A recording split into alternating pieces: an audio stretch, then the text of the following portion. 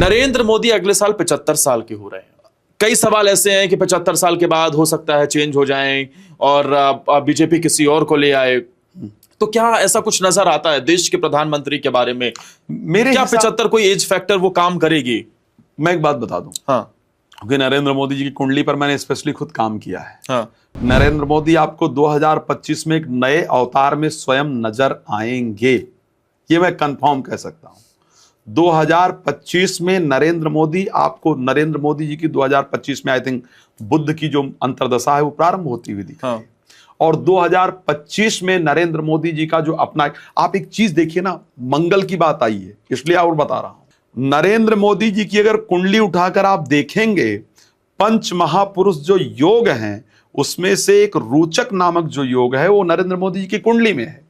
नरेंद्र मोदी जी का मंगल करने वाला मंगल ही है, क्योंकि वृश्चिक लग्न में उनका जन्म हुआ है, वृश्चिक राशि में जन्म हुआ है और लग्न में मंगल ही बैठा, इसी कारण से उनका मंगल हो रहा है। तो क्या ये बेहतर होगा और ज्यादा? डेफिनेटली, क्योंकि 2025 में मंगल का ही वर्ष होगा और मंगल ही उनका राशि स्वामी है, मंगल ही उनका लग्न स्वामी है, मंगल ही उनके लग्न में बैठा है।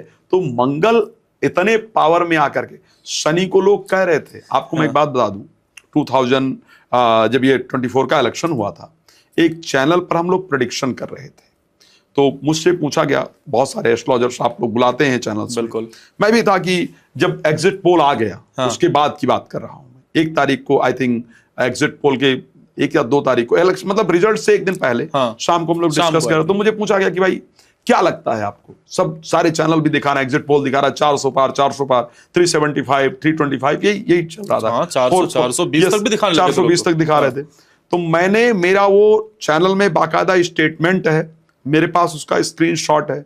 मैंने कहा कांग्रेस का वोट प्रतिशत बढ़ेगा। बोले आपसे सब डिफरेंट बोल रहे हैं। मैंने कहा कोई फर्क नहीं पड़ता, लेकिन कांग्रेस का वोट, और वही हुआ, कांग्रेस का वोट प्रतिशत बढ़ा, या आप सब लोगों ने देखा, वोट प्रतिशत तो बढ़ा ही है। सही बात है। तो उस कंडीशन में 2025 नरेंद्र मोदी जी का होगा। उनके डिसीजंस आप सभी लोगों को हैरान करेंगे।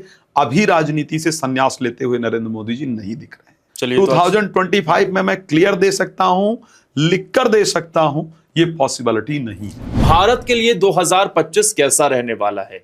कुछ ऐसे योग बन रहे हैं 1966, 1967, 1938 वाले, जो लंबे समय के बाद बन रहे हैं। 3-3 राशि में ऐसी स्थिति उत्पन्न हो रही है जो कि 20-20, 30-30 साल, 12-12 साल बाद उत्पन्न हो रही है। यानी कि इन सब लिहाज से 2025 कुछ नया होने वाला है, कुछ नया पूरी दुनिया में हमें देखने को मिल सकता है। अब एक छोटा सा सवाल और मैं आपसे समझ लूं, डोनाल्ड ट्रंप आए हैं अभी, ट्रंप को लेकर बड़ी चर्चाएं हो रही हैं कि ट्रंप आए हैं, रूस यूक्रेन का युद्ध रुक जाएगा, कट्टरपंथी देशों के लिए बांग्लादेश में अब शेख हसीना वापस आ जाएंगी, वहां पर कट्टरपंथियों की हालत खराब हो जाएगी, चीन को सबक मिल गया है। क्या ऐसा आपको भी नजर आता है कि 2025 को क्या आ चुका है और ट्रंप अभी कुछ दिनों में अपने राष्ट्रपति भी बन जाएंगे, चुनाव जीतने के बाद वो पदभार संभाल लेंगे?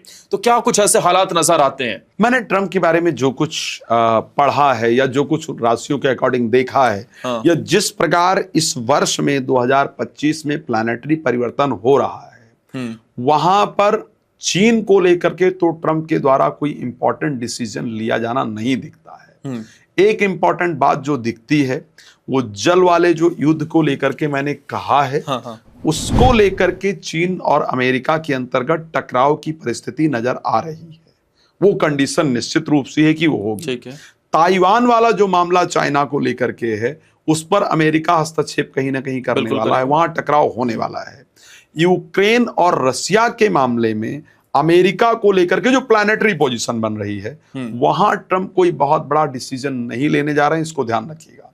बांग्लादेश में जो हिंदुओं के अगेंस्ट हो रहा है, या बांग्लादेश में शेख हसीना को लेकर जो परिस्थिति हो रही है, उसमें ट्रंप कोई डिसीजन नहीं लेने जा रहे हैं। अच्छा। तो ट्रंप 2025 के अंदर कोई खास डिसीजन इस प्रकार का ले, वो कंडीशन नहीं दिख रही है। हाँ, 2025 में ट्रंप इंडिया की यात्रा जरूर करने वाले हैं, इसको ध्यान रखिएगा। 2025 के अंतर्गत ट्रंप भारत की यात्रा करें, इस प्रकार की परिस्थिति है।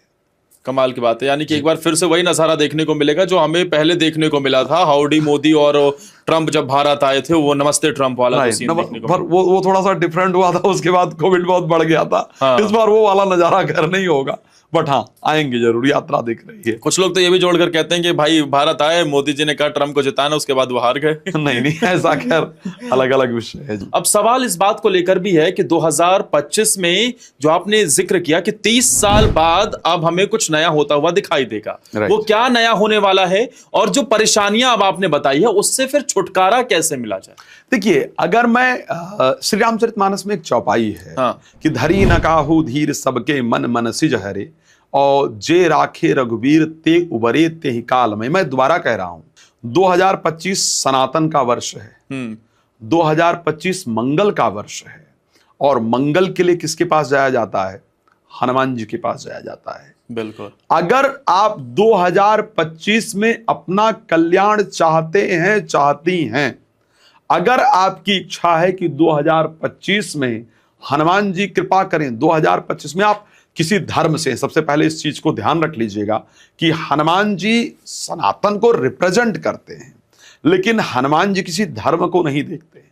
आप किसी भी धर्म से संबंधित हैं, हनुमान जी की आराधना कीजिए, हनुमान जी अपनी कृपा जरूर प्रदान करते हैं, ये उनका कार्य है। वो कहते हैं ना कि अगर कोई भी और देवता चित्त न धरई हनुमत से सर्व सुख करे, सर्व सुख करे। अगर हनुमान जी की आराधना कर लिया जाए तो वो समस्त चिंताओं को दूर करते हैं। तो बस अगर आप चाहते हैं कि आपका 2025 आपकी कामना को पूरी कर दे, जो भी इच्छा है उसको पूरी कर दे, तो बस एक ही हनुमान चालीसे का वो स्टार्टिंग का दोहा आप सबको याद है, क्या है? बुद्धिहीन तनु जानी के सुमिरहु पवन कुमार और बल बुद्धि विद्या देहु मोहि हरहु कलेश विकार।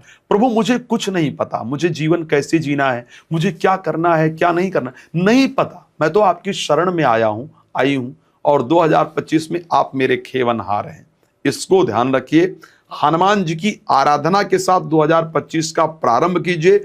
मैं सत्य कह सकता हूं कि जो ये 2025 मंगल का वर्ष है ना, वो आपके मंगल को करके ही जाएगा। तो ये परिस्थिति है, मुझे लगता है। और 30 साल बाद कौन सी घटनाएं हो रही हैं ग्रहों के हिसाब से देखें, जिसका आप जिक्र कर रहे थे? देखिए, 30 साल बाद, क्योंकि मैंने कहा कि बड़ी विचित्र घटनाएं होती हुई दिख रही हैं। शनि, अगर मैं काल पुरुष की बात करूं, स्पेशली मैं अगर ज्योतिष की बात करूं, तो शनि बहुत कुछ कंट्रोल करते हैं। शनि साधारण प्लैनेट नहीं है भाई। शनि अगर साधारण प्लैनेट होते तो उनको न्यायाधीश नहीं कहा जाता, उनको एक दंडा अधिकारी नहीं कहा जाता, उनको अधिकार नहीं दिया जाता। अगर अत्यंत का स्वामी, अगर दशम भाव का स्वामी, जो पूरे विश्व के अर्थव्यवस्था को मैनेज करता है, उसका स्वामी, जो पूरे विश्व के प्रोफेशनल लाइफ कर्म क्षेत्र को मैनेज करता है, उसका स्वामी, अगर काल पुरुष के 12th हाउस के अंतर्गत गोचर करने जा रहा है, अगर मीन राशि के अंतर्गत गोचर करने जा रहा है, इट मीन्स कि प्रभुत्व में बहुत बड़ा परिवर्तन होने वाला है 2025 के अंतर्गत। अगर मैं 2025 की बात करूं तो मुझे सबसे ज्यादा जो चिंता दिख रही है ना, वो नौकरियों को लेकर के दिख रही है।